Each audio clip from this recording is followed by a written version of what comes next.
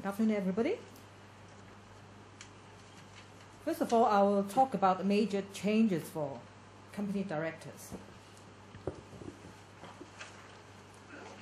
First of all, corporate directors are not permitted for public and guarantee companies.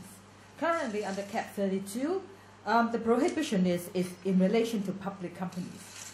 But for guarantee companies, there wasn't such a category as such, because guarantee companies may be public or private companies under the current CO. But now, since they are form a separate company, we will group them on par with public companies. So no more corporate directors for public and guarantee companies. And for private companies, there must be one director who is a natural person. So for existing companies without any natural person as a director, they have 6 months grace period after the commencement to comply with the requirement. This is, of course, for the purpose of better corporate governance and accountability. Another major thing that concerns directors is their duty to prepare a more analytical business review. Under Part 9, which is on accounts and audits, there is a new requirement that under a director's report, the directors should include a business review, which should contain the following topics: a fair review of its business, a description of the principal risks and uncertainties, important events affecting it after the end of the financial year, and an indication of the likely development in its business.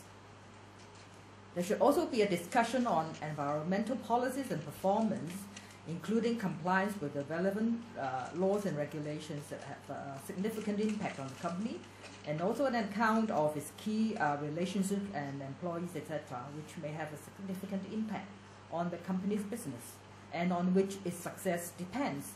This is something new which because we have studied the trend in other jurisdictions, and for the purpose of better governance, we of view that business review is very important for shareholders and directors to get more information about the company. But there are exceptions. Not all companies are required to prepare this detailed business review. Companies falling within the reporting exemption, I will talk about it a little bit more later on. And a private company which does not fall within the reporting exemption, but with a 75% approval from its members, and a wholly owned subsidiary of a body corporate need not prepare this business review. What is reporting exemption? We have provisions under Part 9 of the new CO, which is on accounts and audit, as I said, which exempts certain companies from some requirements relating to the preparation of financial statements and directors' reports. They can prepare simplified reports. Basically, there are certain criteria for companies to get qualified for reporting exemption, which is based on size, on the total revenue and assets and the number of employees. The more details are contained in the schedule, and you can take a look at it if you're interested. And these companies, since they are entitled to prepare simplified directors' reports, they don't have to prepare a business review. And there is comfort for directors because we have a safe harbor in the new CO which provides that a director is not liable for any untrue or misleading statements or omissions unless he knew or was reckless as to whether it was untrue or misleading, or there was dishonest concealment of a material fact. Next, I will come to provisions that indemnify directors and auditors against liability to the company. Basically, I'm talking about directors.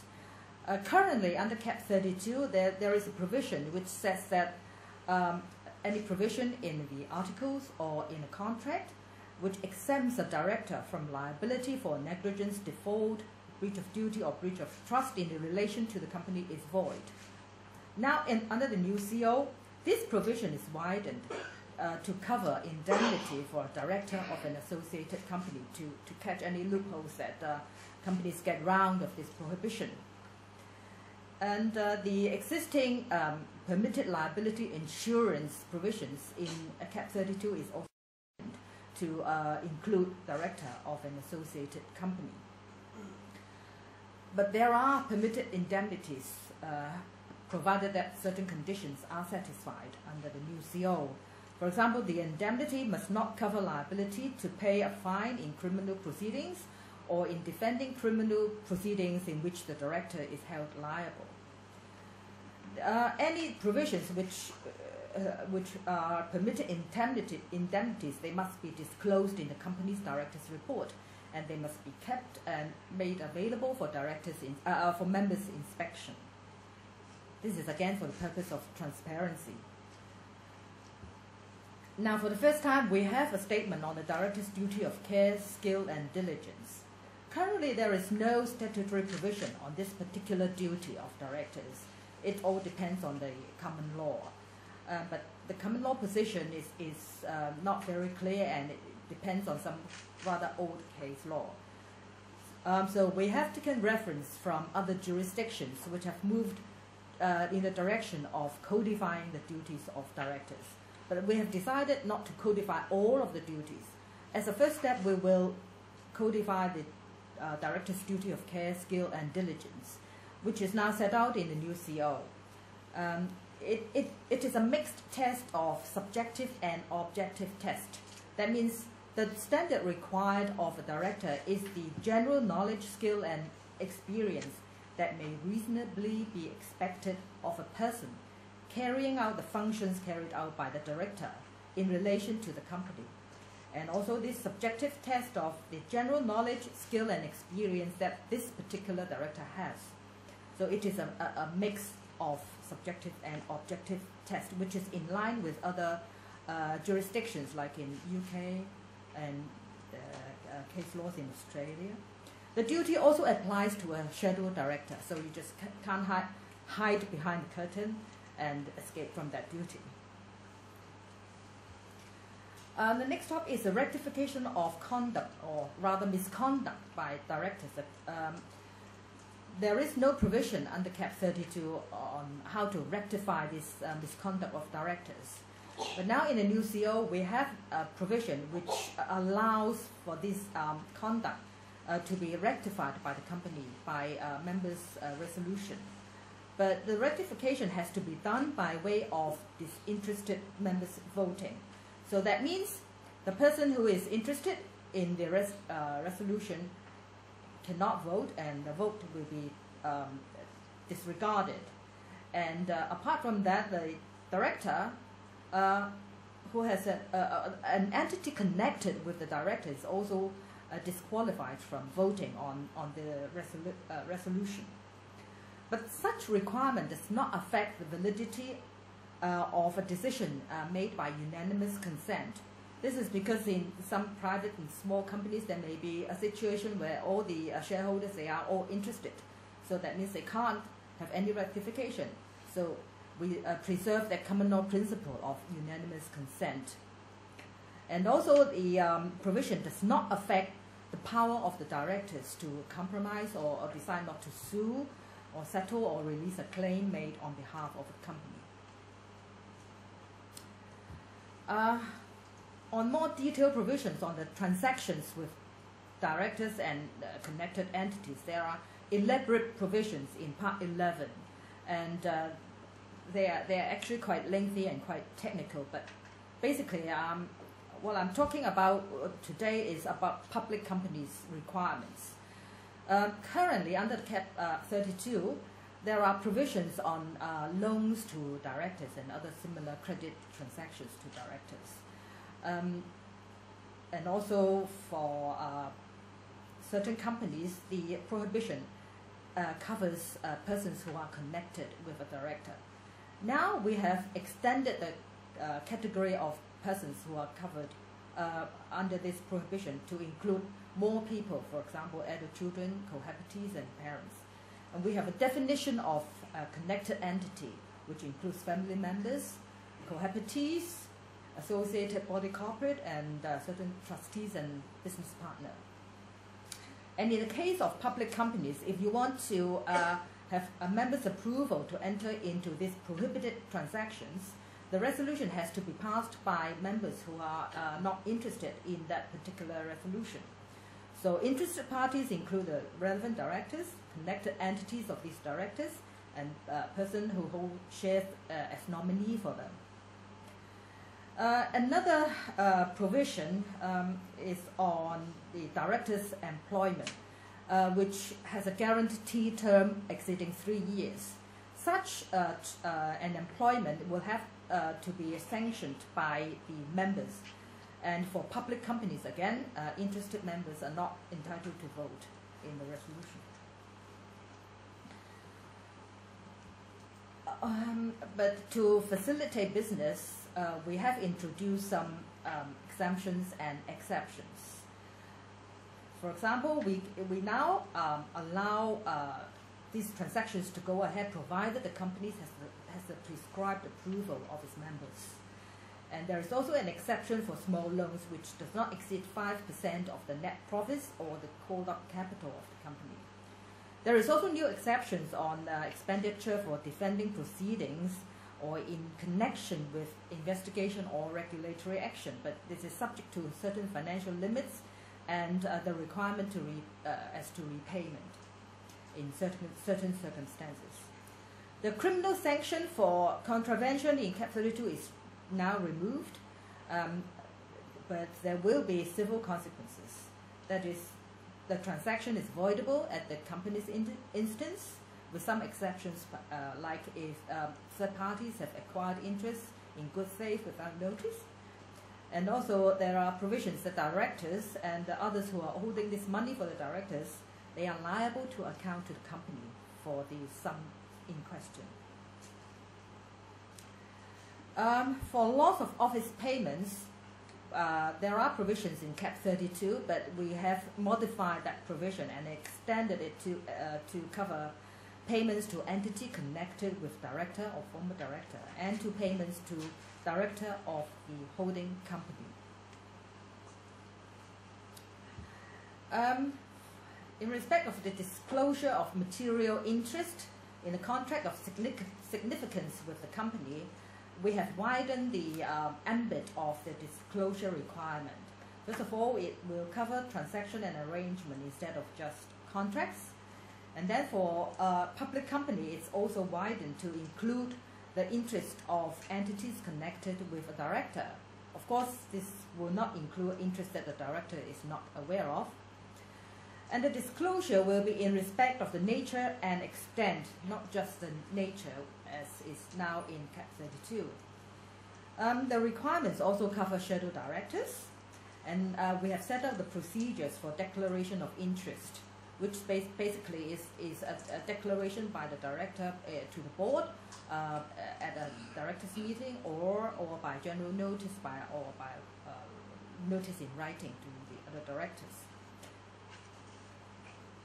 Now I will move on to changes relating to company administration. We have introduced a comprehensive set of rules for written resolution. In Cap 32, there is a provision on written resolutions, but now we have set out more details on how to propose and how to pass a written resolution, which Cap 32 is now silent. It's now provided that anything which may be done by a resolution may be done by a written resolution without the need for giving prior notice. This is with an exception that removing a director or an auditor, this is not possible by written resolution. So a written resolution is passed when all members have signified their consent to the resolution.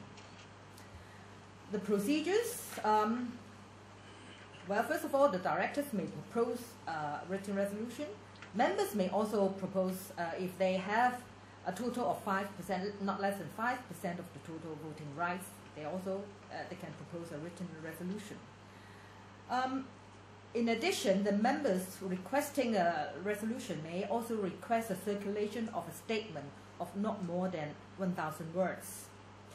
But the company is not bound to circulate a statement if it makes an application to the court and the court decides that the right is being abused or is being used to secure needless publicity for defamatory matter. Currently, under Cap 32, there is a similar requirement, but the test is a little bit modified. in that the existing test for court to order no circulation is that it is being abused to secure needless publicity for defamatory matter. Now we have split it into two. One, it may be if it's abused or if it's used to secure needless publicity for defamatory matter. Under either of these limbs, you can apply to the court to declare that the company is not under duty to circulate the statement. Written resolutions may be done by way of hard copy or electronic form, or by making them available on the website. There are provisions in other parts of the new CO on communication by website or by electronic means between the company and its members, and if you're interested, you can take a look at that, at the provisions. The period for agreeing to a written resolution is 28 days, or otherwise as the articles may specify. But there are other common law provisions like unanimous consent, which is still preserved. You can still have actions done by unanimous consent. And the articles may also make provisions for other procedures, provided that all members' consent are required. Now on AGMs, to facilitate business, lots of companies, especially smaller companies, there is really no need to have an AGM every year.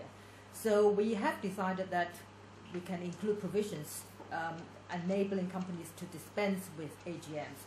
First of all, if everything that has been done by resolution, then you don't need to hold an AGM. That is the same position under Cap 32.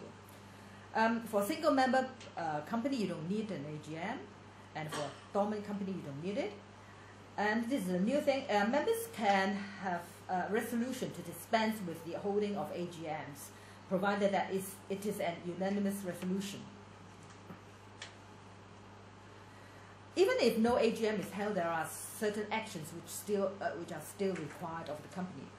First of all, for a new company, they have to appoint auditors for their first financial year. The directors will have the power to appoint the first auditors. If the directors don't do that, the members can appoint auditors in any general meeting. Financial reports and the directors' reports, they have to be sent to the members. And for existing companies, the current auditor will be deemed reappointed unless he declines reappointment. So if the auditor declines reappointment, the members may replace the retiring auditor with a new one at any general meeting. But if the company wants to hold an AGM after it's been dispensed with, that can be done. So any member may request the company to hold an AGM, provided he gives enough notice, that is 3 months before the statutory period required for holding an AGM. And the resolution for dispensing with the AGM may be revoked by an ordinary resolution. After it's revoked, then the company will have to hold AGMs. We have some provisions concerning the engagement of shareholders in decision making to encourage more participation of the shareholders. Now, under Cap 32, members may request the company to circulate at their own expense a proposed resolution for AGM and a statement relating to the resolution. Now, under the new CO, the company has to pay for the expenses of the circulation, provided that the request is received in time for it to send out together with the notice of the meeting. Again, the company may refuse to circulate a statement if that right is abused or is used to secure needless publicity for defamatory matter. We have lowered the threshold for members to demand a poll. So it is lowered from the current 10% of voting powers to 5%. The other criteria under Cap 32 of 5 members is also there. So you have either 5% of voting rights or 5 members, you can demand a poll. We have made some clarification on the rights of the proxy. Now we provide that, subject to the articles, 2 members present in person or by proxy will form a quorum. Currently under Cap 32, 2 members personally present form a quorum unless the articles provides otherwise. a proxy may exercise any of the members' rights to attend, speak and vote at a general meeting. Now, under Cap 32, a proxy is only allowed to vote on a poll. A proxy may be elected as a chairperson of a general meeting, and it is a requirement that a proxy which is put forward by the company, the proxy himself has to vote in the way that is indicated in the proxy appointing him, in the document that appoints him. So he must follow the direction of the person appointing him. So if the member attends and exercises his rights at the meeting, the proxy will be deemed revoked. So for companies having a share capital, there are provisions which enable multiple proxies to be appointed in accordance with the number of shares that the member holds. Now on enhanced protection of shareholders' interest. Currently, we have a headcount test in the CO on schemes of arrangement. If a company wants to have a scheme of arrangement approved, it has to satisfy two tests. First of all, it has to be passed by a majority in number, which is the headcount test, which represents 3/4 in value of the members, which is called a share value test. After the two tests are satisfied, the company will have to apply to the court for the court to sanction the scheme. So once the scheme is sanctioned, it will be binding on all the members. For listed companies, there is an additional requirement under the Takeovers Code, which requires that the votes cast against the scheme must be not more than 10% of the votes attaching to disinterested shares. In the light of the PCCW case, we have reviewed this headcount test. We have taken into account a number of factors like this is inconsistent with the one share, one vote principle, and a lot of shares in listed companies, they are held by nominees instead of really by the beneficial owners. So this distorts the headcount. We have looked at other jurisdictions. We note that the Australian Corporations Act have introduced a new provision which enables the court to dispense with the headcount test in appropriate circumstances. For example, if there is share splitting. Now, under the new CO, we have replaced the headcount test for member schemes of arrangement that involves a general offer to buy back shares or a takeover offer. It's now replaced by a test which is similar to the Takeovers Code, and that is the votes cast against the scheme do not exceed 10% of the total voting rights to attach to all disinterested shares. But for other schemes, the test is retained, but we have added the court's discretion of dispensing with the test in special circumstances.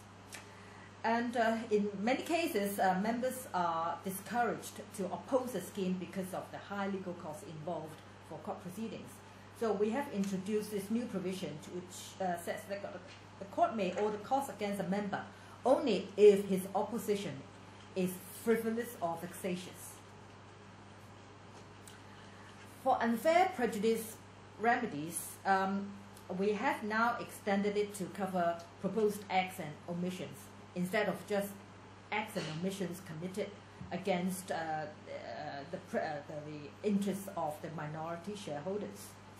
And the requirement under Cap 32 that the court must make an order with a view to bringing to an end the matter complained of, we think that this is a bit restrictive, and so we have amended it to say that the court may make any order that it thinks fit for giving relief in respect of the matter complained of.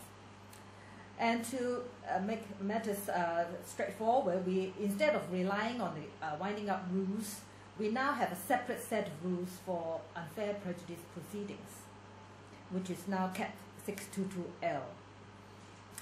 And we have multiple derivative actions now in current CO, and we have restated all these provisions.